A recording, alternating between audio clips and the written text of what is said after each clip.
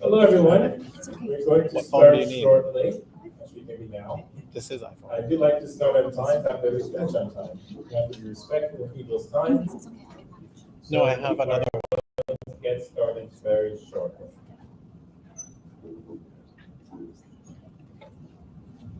Are we good to go? So welcome everyone to the second annual Neighborhood Town Hall.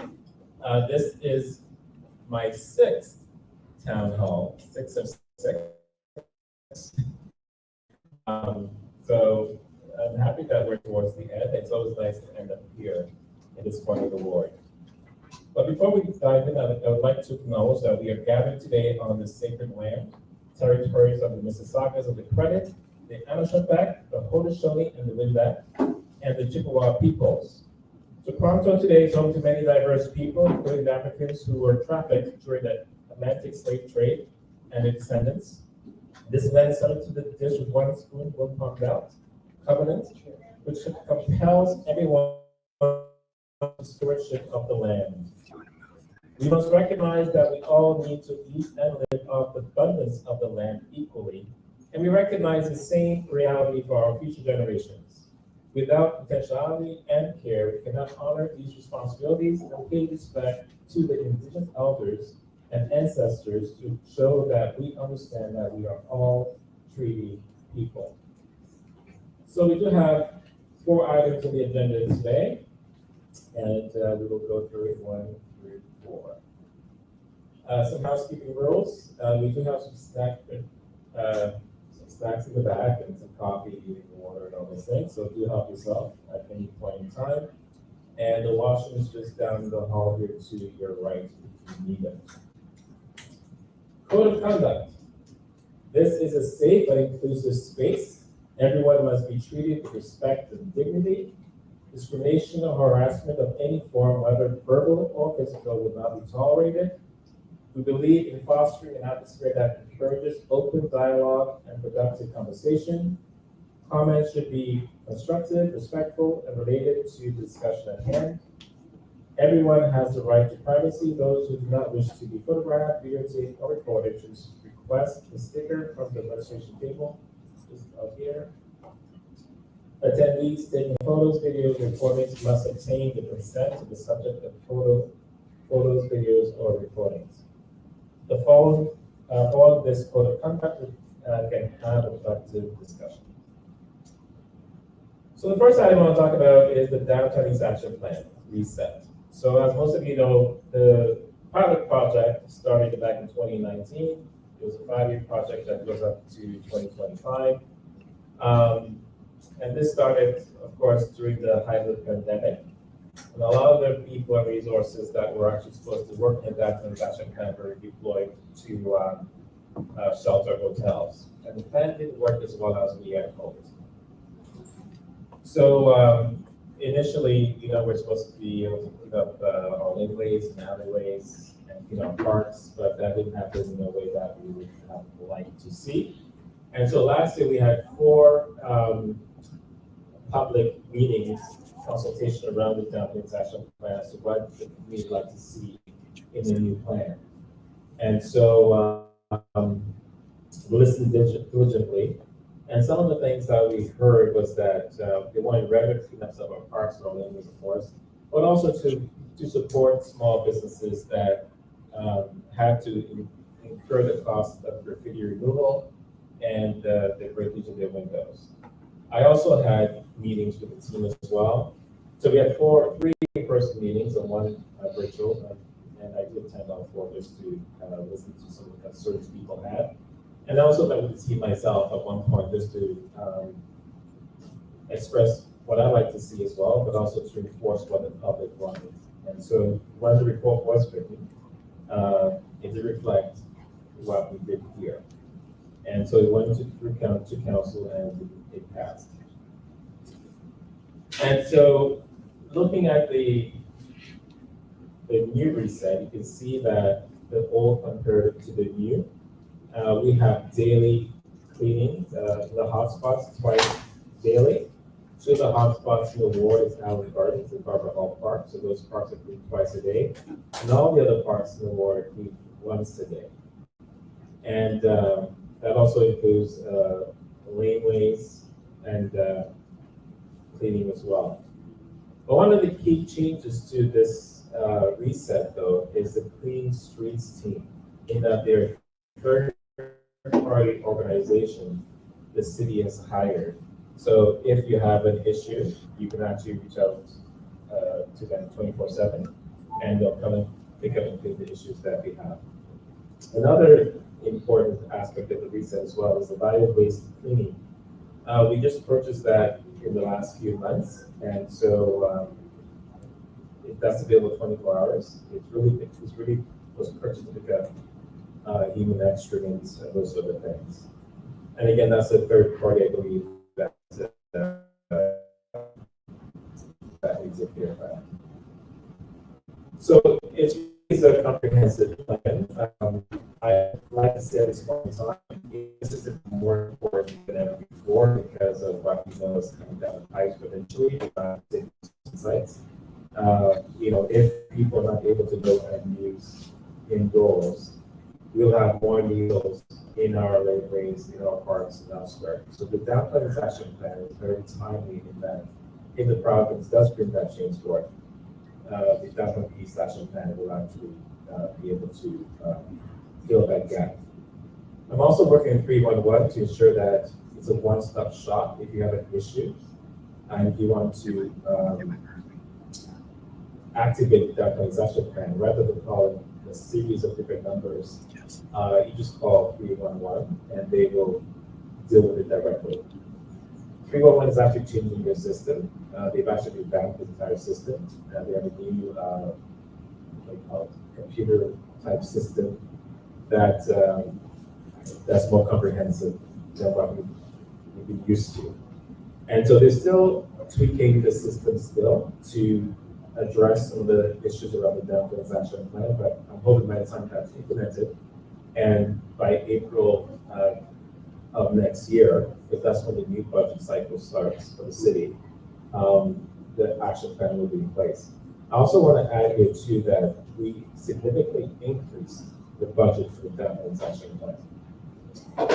So it's the only plan that like this that exists around the city. So we're very fortunate as a reward to have this in place. So very excited about it, and we have high hopes for it. The encampment strategy. So we do have an encampment strategy that was endorsed by council in July of this year. As when I first got elected 2 years ago, we had the largest encampment in the city at Allen Gardens. Highest point, we have 89 encampments. And as you may know that as of last week, we actually were able to clear the park and house everyone that wanted housing. We've had many successes in Allen Gardens, I want to say. In the last year and a half, almost 2 years, we've actually permanently housed 98 people into permanent housing. I mean, that is an extraordinary achievement. And we were able to refer people to indoor shelters, 433 people in total. So I'm very pleased in the way we handled the Allen Gardens file. But the new encampment strategy, so there are 6 bullet points here to indicate how we actually deal with people in encampments. We engage them, we offer them somewhere to stay, or a pathway to permanent housing.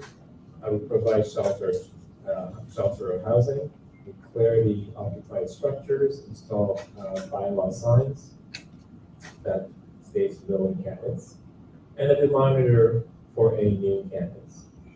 Just a caveat here in that people have asked me, why can't you just remove people from the spaces? But there's quite a process as well in that, for example, you cannot ask them to leave the park if you don't have that no encampment sign installed. And secondly, the new encampment protocol, embedded in that protocol is the lower court's ruling as to how we engage people who are in outside spaces. And also the ombudsman had 22 recommendations in its report around candidates. And we have embedded all of those 20 reports in candidate protocols. So we've had many successes, and I know that there's a lot of candidates still in the ward. I don't walk around with blinders on. I know that there's many candidates in St. James Park, in Trinity Square, in Moss Park, but also across the city in general. And one of the reasons that's the case is because we have 500 refugees coming into the city of Toronto every month. And 51% of those individuals are in our shelter system, which means that there is a bottleneck in the system. If we cannot remove people from the parks and offer them somewhere to go, if there's nowhere for them to go. So this is why you will see that there are more encampments, not only in our ward, but across the city. And but that being said, though, I mean, the mayor and council is doing the best we can to actually create more housing spaces. In the last year, we've created 50,000 additional units, new units of housing across the city. And so it's something we continue to work on. There's a lot more work to do on that front. Developments. So we do have a lot of developments in this ward. That's no secret. I think we're one of the three wards in the city with a lot of developments. So I do meet with developers on a regular basis. It's really to talk about CBC, community benefits charges. So as you may know, the province have now limited us as to how much we can collect from each development. Before, the local council could negotiate how much Section 37 of CBC one could collect. But the province a year and a half ago, brought forth a legislation saying that we can only accept up to 4%. It's actually illegal for us to ask for more, and it's illegal for the developer to actually offer more than that. So it's 4% of the total value of the building itself. So when I speak with the developer, we talk about a few things. I could ask them to take that 4% and create affordable units within the building, for example. And usually it's up to 40 euros or something like that. We talk about creating childcare spaces. It's got 4% of childcare spaces or for community spaces. I know that in this part of the board, there is actually no public spaces. And I don't consider the YMCA a public space because it's from a corporation. So, and we actually have to pay for this space. So those are some things that I talk about. And also too, when I do meet with developers, I do not meet with them one-on-one. I need staff there or city people or someone there with me. So I don't have private conversations with people, despite what you may hear out in the street.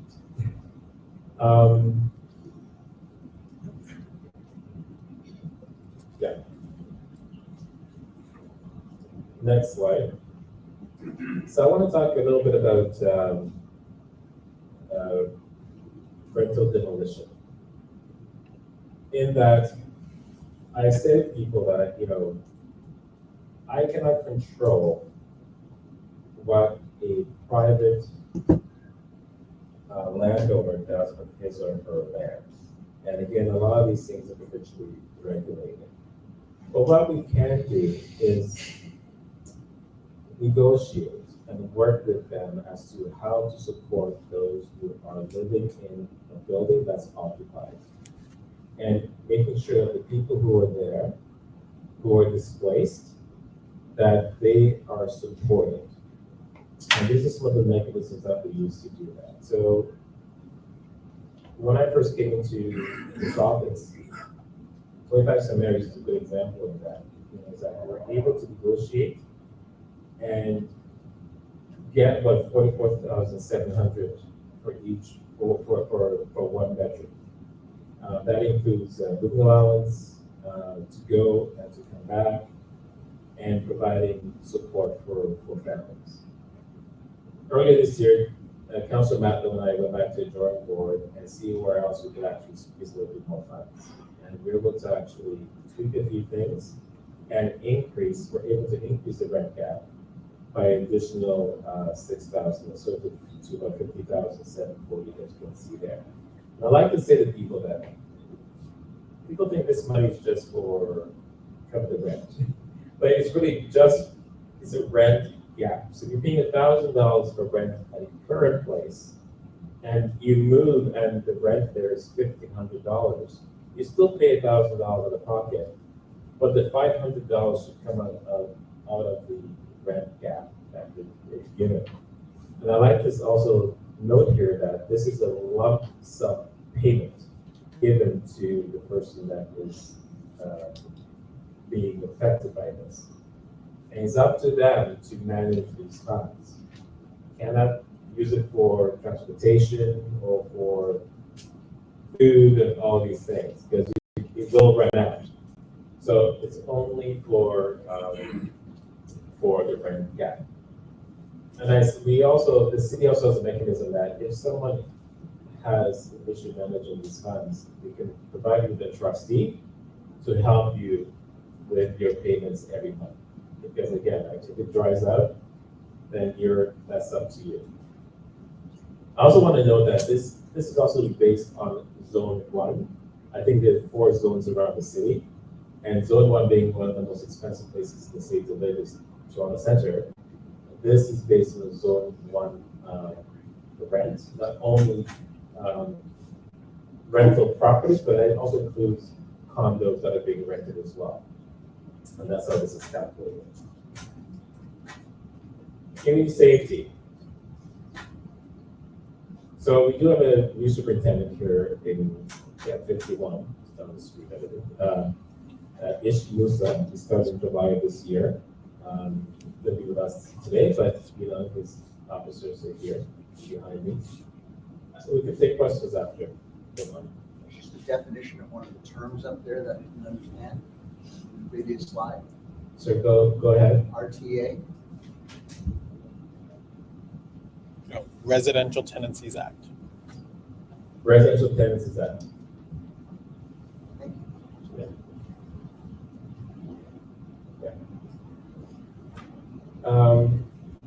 So also in Toronto Centre, it's also very unique that we have community outreach response and engagement team, which we refer to as CORE. And it's its first of its kind in Canada. The chief called me and said, Council, what are your thoughts about this? And I thought, what, more eyes on the ground, more boots on the ground, would be better. And this really, the CORE team is partnered with a nurse practitioner from Toronto Public Health and Toronto Police, and they preemptively go out into the Dundas and Yonge area and look for people that are in crisis, be it mental health or addictions or whatever, and they offer them help and services. And Cadillac Fairview, the center, was kind enough to donate office space next to Joey's, if you know the center at all, just off of Dundas. And so the team is working from there.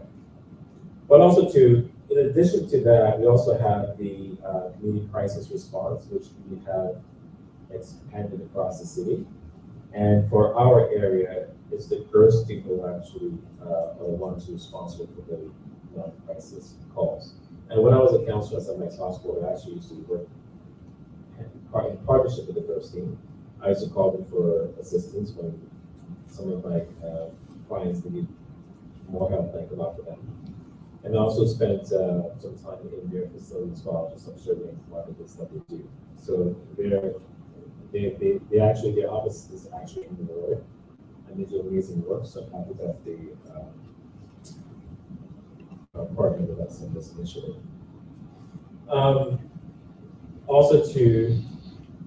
We are looking at creating a health hub here in the city, in the ward as well.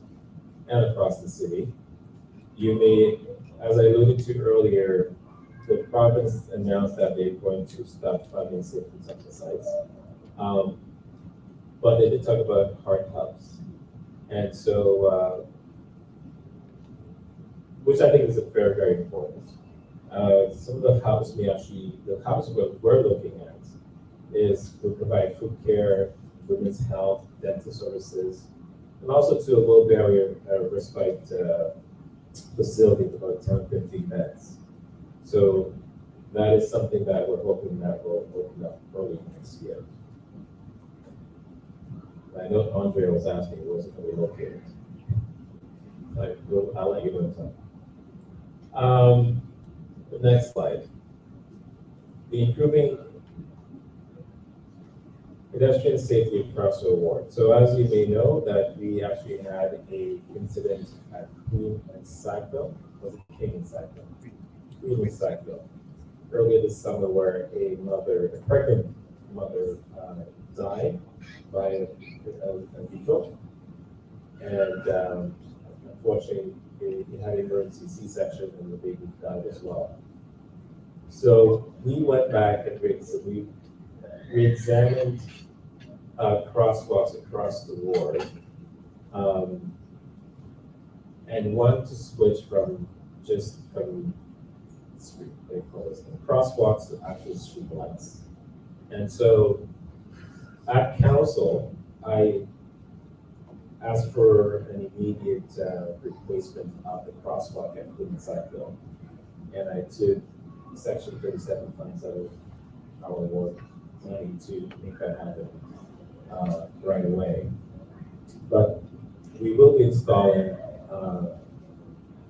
street lights in 6 of those intersections in 2025. And those are really mainly around streetcar streets. And the remaining 10 we're looking at as to when that will be installed.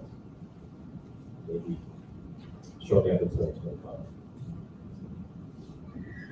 So that's really important. I'm happy that we're able to do that, with public input as well. What's not mentioned here is that we've actually spoken to community members, and they've indicated to us too where they'd like to see some speed bumps and some other speed reduction on some streets. And those are the things that I'm taking to heart and actually starting to implement as well. Bike share expansion. So the bike share has really almost exploded in the last several years. I remember when bike share first started, it was just in downtown core, but now it's actually right across the city. And I think that's amazing. When I sat on TPA, General Parking Authority, which oversees the bike share, we were looking at expanding it even further than it is now. So which is great. We're still not making money in the bike share, but I think it's a great investment. In 2023, we have 7 new stations and 161 docks. And in 2024, we have 3 new stations and 69 docks in total. And so currently we have 95 stations and 2,094 docks. And again, it continues to grow. Most of my staff actually have a bike share membership. I think I have one, but I'm using it. Because I actually own my own bike. And I do bike. Neighborhood projects. So specific to this area, Sumac and Shooter Parkette. Most park improvements will be completed by the end of November this year. The fencing will be completed by the end of December. Historic Queen East BIA. We at the last DYCC board meeting, I think it was just last week, we passed that the new members were appointed, and the AGM is coming up. I think this is really important piece because we have 5 BIAs in the ward, and I have to say to you that I have seen firsthand what a difference it makes.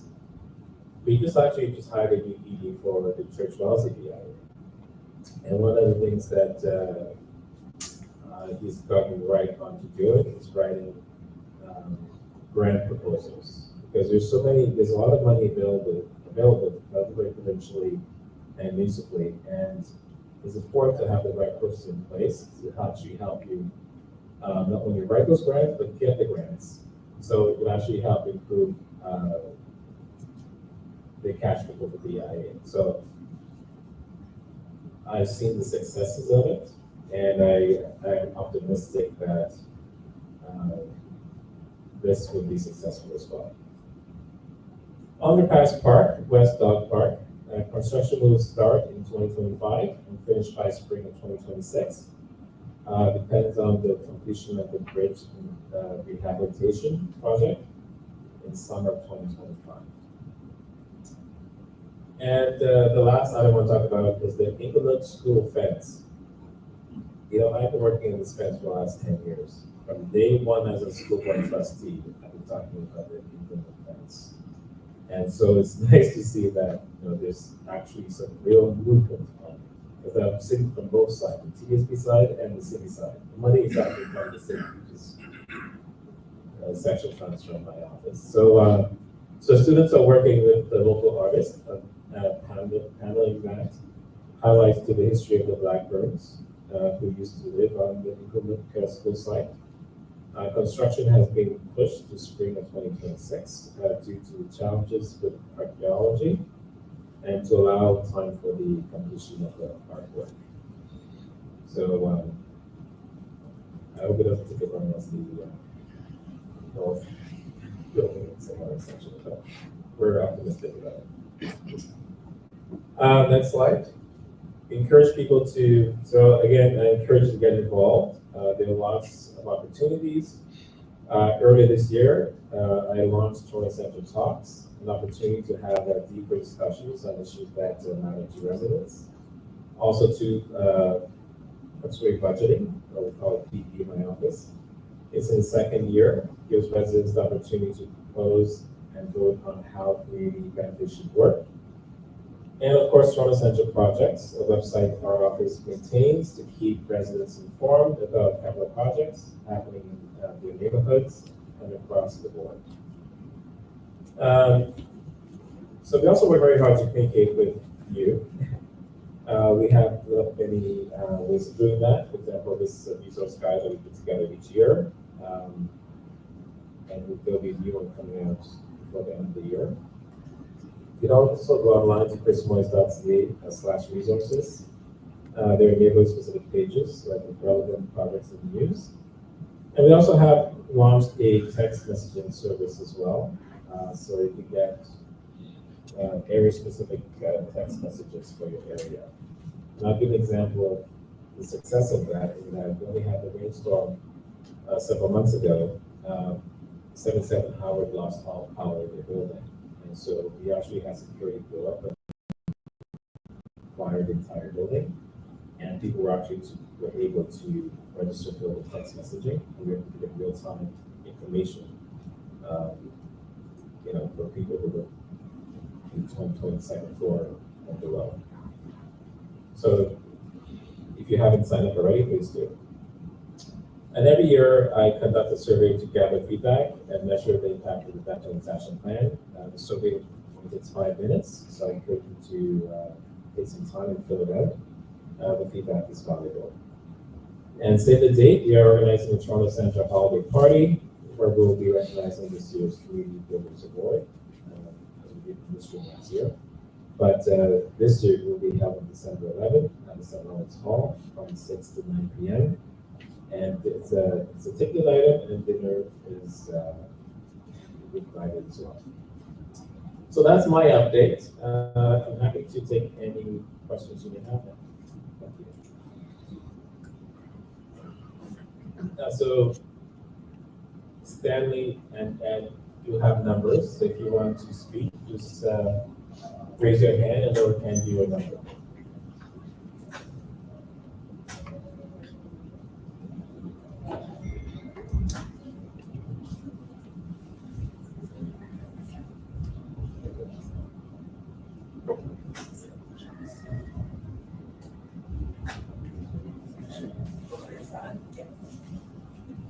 Chris. Appreciate your comments in the media around the impending tragedy with the loss of safe consumption sites.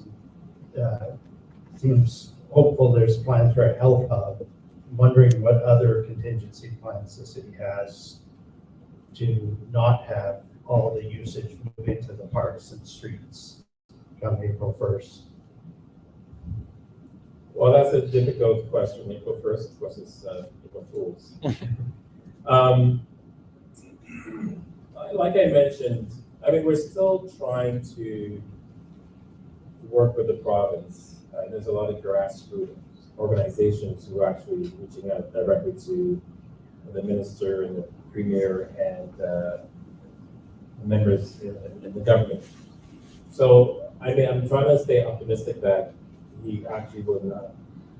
I thought, I mean, perhaps, because I think there's a difference when politicians like myself, say too much. That those are impacted, be the ones who go out and advocate. And so I'm still hopeful that, the safe consumption sites will continue to function after April 1st. But I also mentioned in my remarks that the not of this action plan be set if safe consumption sites do close and have the pathway to keeping our parks laneway or schools, safe from use. And as I mentioned, we've almost doubled the budget for this, right? There's 2 full-time staff on the Boundary Action Plan, and there's a manager as well, who are on this file full-time. So this is why I'm also very careful, making sure that this is in place properly, and that we have a mechanism to fall back on. Again, the premier have mentioned that people should go to treatment, but the irony is, I've worked in the field for 20 years, and so even today I consult my colleagues who work in the field still, and they said to me they have nowhere to send their patients when they call, for job management services. And if you actually want treatment, actually to go to treatment, there's a year's wait list to actually go to treatment. So it's disingenuous, I think, when the premier says that people should just get the help that they need. And we all know that addictions is healthcare, mental health is healthcare, and that's a provincial responsibility. So the province needs to come to the table in a real way to really help those who are most marginalized in our community. And again, I get many emails and phone calls from my aunts about, what am I doing about encampments and, all these things. But the city is we're very accessible. Like I'm here today, when at City Hall, people come to compute, right? We're very open because, and so people complain to us because they cannot get to the premier or to the federal government. And so when the province will come to the table, people fall through the cracks and end up in our parks, right? And because these are city assets, we have no choice but to actually help people, right? Through our shelter system and other needs. We spend $1.7 billion a year in housing the city of Toronto. I'm sure about 4 to 5 years will be $2 billion. And there's still gaps that we're still trying to deal with. So, ask me in 6 months, and I'll give you a clear answer.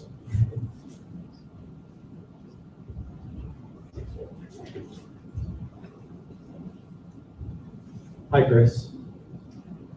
You've demonstrated a pattern of abusive behavior towards residents. At a TTC board meeting earlier in the year, you called a deputy racist. 2 people corroborated that. At June's executive committee, you called another constituent the same word. At this previous Sunday's budget meeting, you called resident JC Connors Eurocentric and dismissed her views as, quote, bullshit. The Moss Park Arena board also said you treated them like crap. Their words, not mine. As an elected official who's supposed to bring dignity and respect to elected office, my question is, have you had a chance to reflect on your behavior? And will you commit to apologizing to your constituents, in particular those who you disagree with?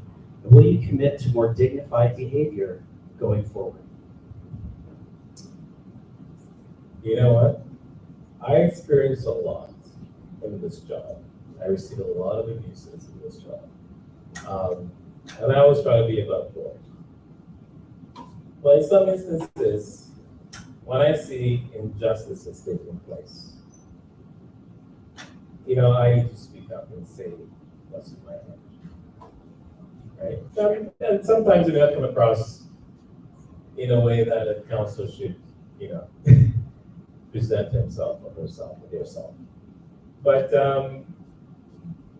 I've experienced racism in my life. And when I see it, I recognize it, I call it out. We live in a multicultural society where everyone should be seen and respected and heard. And I don't feel that's happens often. And you talk about the Central situation. Black people have been in this country for a long, long time. And asking for a little bit of recognition should not be this difficult.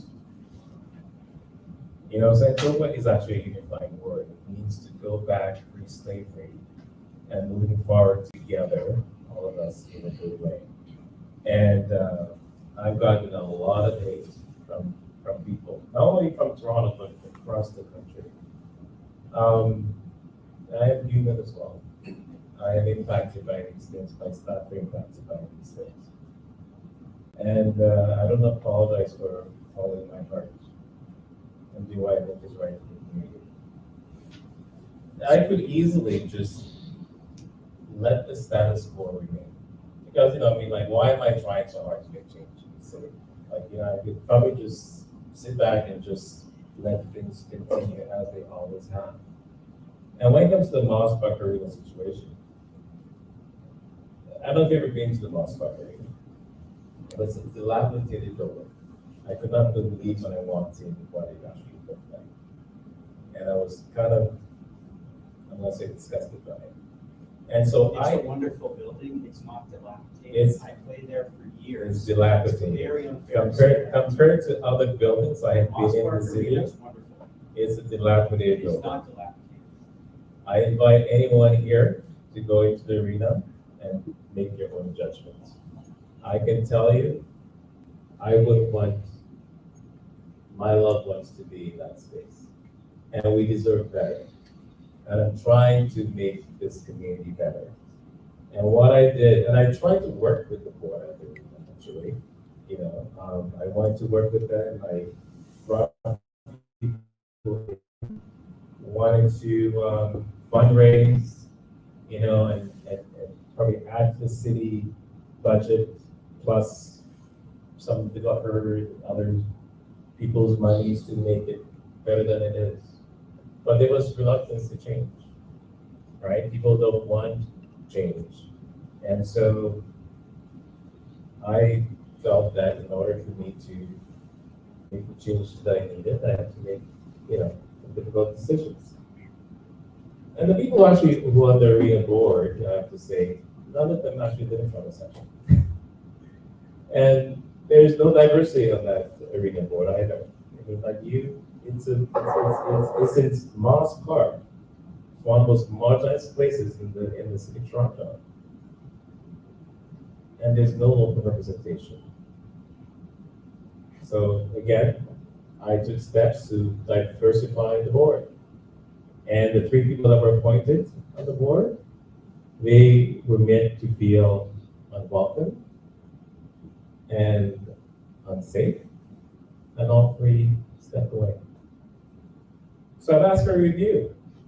City staff is bringing a review, and will come to council in the new year, and we'll go from there.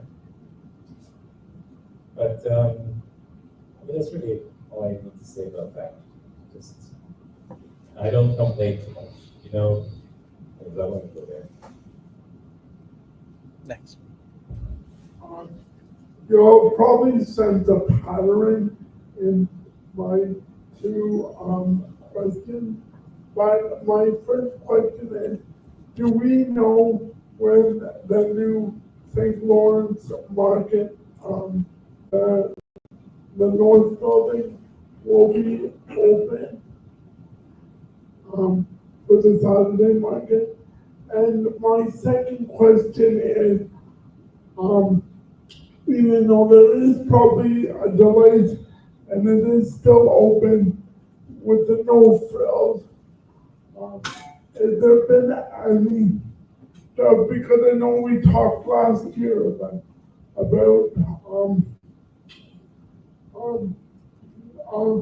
if once that no frills closes, not having an affordable supermarket in the neighborhood that's easily wheelable or walkable for the community members of both our area or the St. Lawrence community and the South.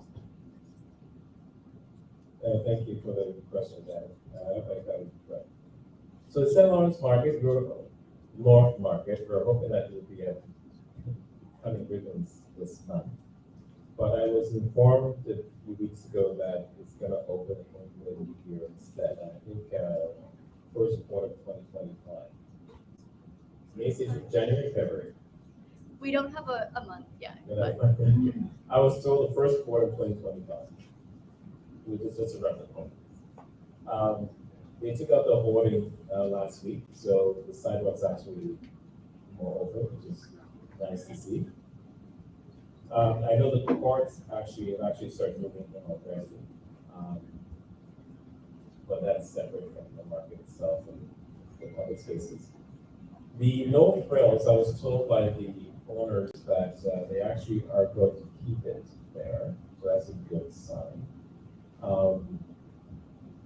But I do continue to talk to developers about opening hopefully another supermarket somewhere in this area, but we do need one. So that is one of the conversations that I have when I speak to developers. Even the expensive lunch meals that open in our neighborhood seems to be an active viable. So I do think if even an expensive market is open and viable, then I definitely think something more centralized and affordable in this area will actually be helpful and maybe encourage the no frills to actually up their game. I will convey that. Thank you. Any other questions?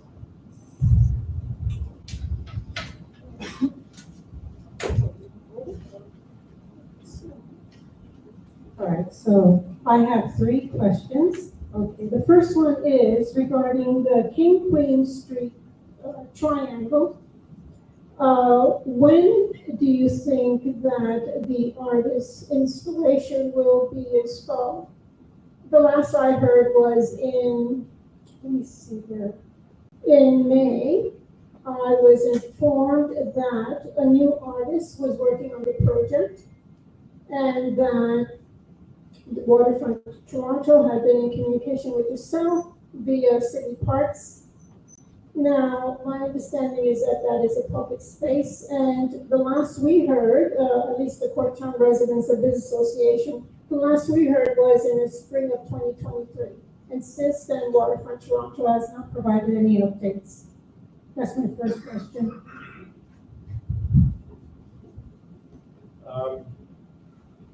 Is there anyone here to speak to? Madam? Sherman? Yes. Thanks, Corey. So that is true. currently, Waterfront Toronto is working with Park and Forestry Recreation at the capital level.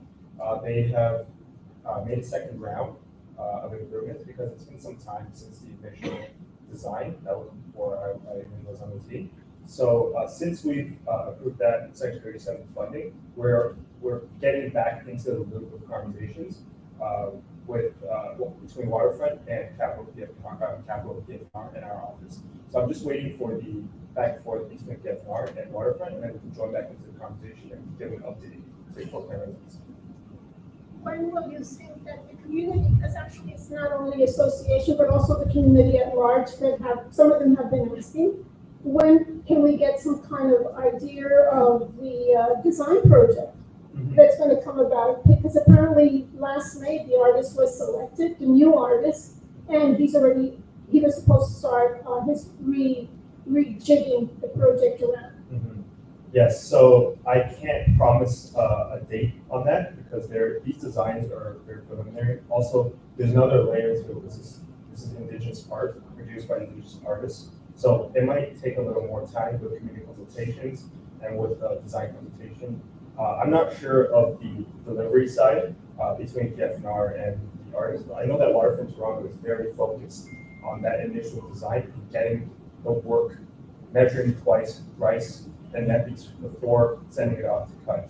So to answer your question, it's taking a little longer than expected from what I'm observing because of that design piece and a very delicate social aspect.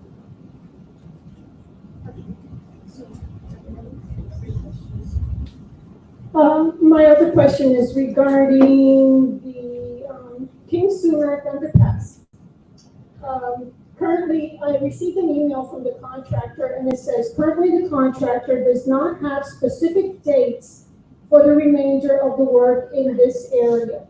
They will schedule this work based on available resources and progress of the work in other areas. So does resources means that they're still waiting to be paid? Because we've been waiting for this King Sumac underpass to be open and something done. This is Sherman's file. Sure, I got you though. Maybe else we do? So you're talking about the restoration work, not for the Adelaide and Richmond boat passes. Is that what you're referring to? Specifically the area of King and Sumac, in the underpass. So we're talking about the restoration of the bridges? Yeah. We haven't done like that's an ongoing Eastern Adelaide Bridge rehabilitation. I thought nothing can be done until. Yes, that's the resource. Yeah, we were informed that nothing can happen until the restoration of the bridge is done. I think I did mention that in my remarks. Currently, a lot of projects in Corktown are held up because of that Eastern Adelaide Bridge rehabilitation project. A lot of projects in Corktown Air District are following the timeline of the Eastern Adelaide Bridge rehabilitation project, and that is, I think, scheduled to be 2026. So it would be around then and after. We'll continue to provide updates. Okay. My last question is regarding enhancing housing options, especially along, now that we have, people that need affordable housing. Also, my thoughts are to Queen Street East. There have been some empty properties for a few years, and a local owner had brought this idea forward, which actually I was thinking of, and that is, is there a possibility of creating an incentive plan for Main Street storefronts in row houses that are zoned commercial residential to be converted to residential units? Is there some housing on this thing?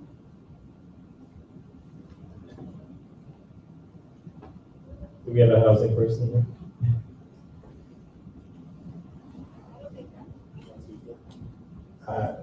We can take the feedback away. I would say, so the exploring housing options, neighborhoods, that is mostly intended for outside of the downtown, because it's targeting neighborhoods which largely exist outside of the downtown. The official plan is in neighborhoods, so low-rise housing. There's some here in Port 13, but the focus is on major streets right now in neighborhoods, which again, largely exist outside of the ward. I would say we can take that idea away. It's generally the preference of the city not to replace retail on our major streets with housing. You do see it all across the city, but the goal is typically through our policies to add retail where there isn't some, not take it away. But we can bring the idea just back as well. Well, as you know, the area east of Parliament Street, there's a lot of in-between residential. So, and one in particular, I'm just thinking of one particular commercial space there that's been empty for many years. It has garbage cans all in front. And, you know, if you contact the property owner, if it's that he can't find someone for the space, maybe there's an incentive that he can convert it to residential. And that not only is for him, but for anyone else. Because I'll tell you the truth, when you own a commercial residential row house on a main street, let's say east of Parliament or wherever, it's very difficult if you sell it to get financing, okay? So that's why sometimes they just sit. So, you know, I think that in order to create more housing, maybe this should be provided an incentive to convert these main street, you know, commercial small spaces into maybe studios or something like that. We'll take it back. That was the first time I've actually heard that suggestion, so. Hi. I have a question about the bike share program. You mentioned it and you made the statement, the funny statement, oh, it's not making any money yet, which reminded me, a taxi driver that I encountered made the statement, they're losing $3 million a year, it's ridiculous, blah, blah, blah. And both statements jarred me because I don't see the aims of the program as being financial. But it made me realize there has to be a financial model. So what is the financial model of the bike share program? Is it to break even, or is there support for it to run with some additional support from the community, or what is the model? Well, we're hoping, you know, it will hopefully break even in time. We were able to partner with Tangerine last year or 2 years ago. That was under the TPA board. So that's helped a little bit. I was in Copenhagen about 2 weeks ago now, and you know, 90+% people in Copenhagen actually ride bikes. And so I actually had a bike from day one for the 5 years I was there. So, you know, there's value in incorporating bikes in everyday day. It's good for exercise, and it's good, you know, for the environment. So it has many benefits to it. Again, it also takes cars off the road. So we see that as an investment in ourselves as a city, and this is why we full-heartedly support the program, and we will continue to expand. So it goes beyond just dollars and cents on this.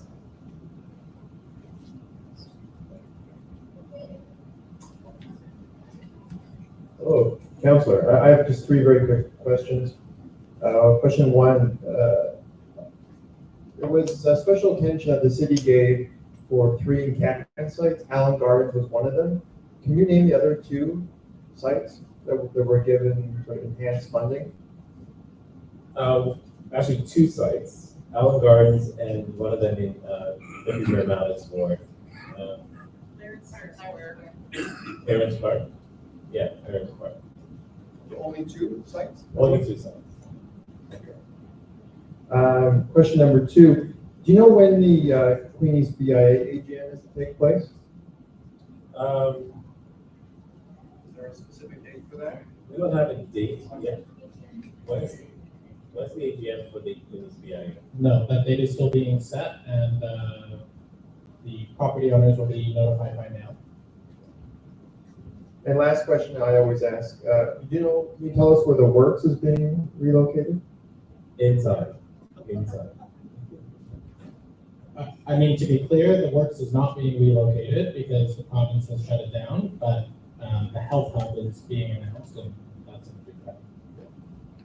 And again, 277 Victoria was sold to TMU, as you know, and there's 500 employees that are in that building. So they're being relocated to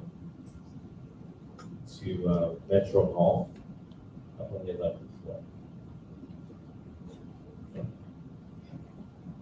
But the space will not be completely ready by then, so some of them will be in the station. Sorry, there's other questions, really quick follow-up. So for the encampment sites, originally there was 3, but now you're telling me there were 2 sites, right? Allen Gardens and Clarence Square. Does that mean all of the funding allocated just went to those 2 parks? Because I believe there was like 3 million and change allocated. Well, we have 2 teams, and I think there's a camping folk there. You want to speak to that? I don't want to give misinformation. We're on the public right of way, so the transportation. I can't speak to these locations because we don't manage those. The transportation services, we do it in the public right of way. Okay, so there were 2 teams who have gone to Allen Gardens and Clarence Park. And so now that Allen Gardens has been cleared, the team's going to be there for another 30 days. And then they will be redirected to another park that needs some additional support. So I'm hoping that the team will be deployed to St. James Park. That was my request to the team. I won't have the final say, but that's what we'll do.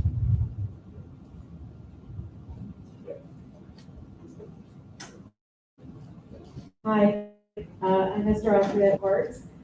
So I work with the Parks Ambassador Program Unit. We have Parks Ambassadors that go out and respond to reports of homelessness or overnight sleepers.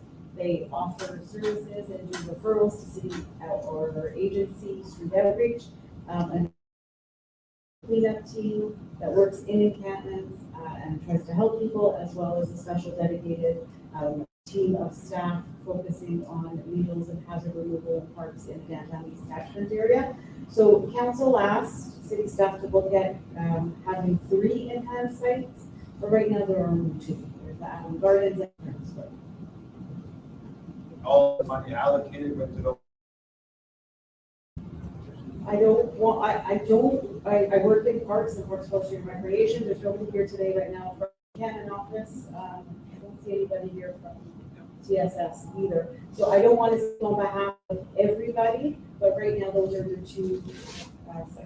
City staff were at Allen Gardens more than 150 days working to grow and help people out.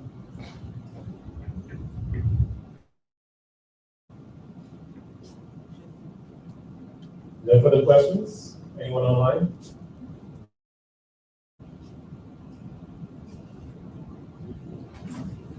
It's not easy today. I know. I'm not complaining. I'm not complaining. You know, normally after the 6th, this is actually usually the more quieter and smaller crowd, so we anticipated that. So we'll do our final wrap up. I just want to say thank you for coming this evening.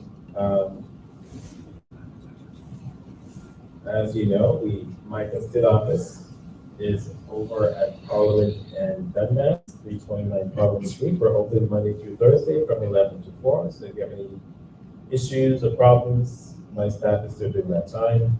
Also, you can call my office. We do try to answer the phone or email us. Even though we are in social media, we do not respond to social media posts. About a hate on there. But we do provide updates to the community on our social media. And so thank you for being here this evening, and have a safe journey home. And thanks for joining us. Be well.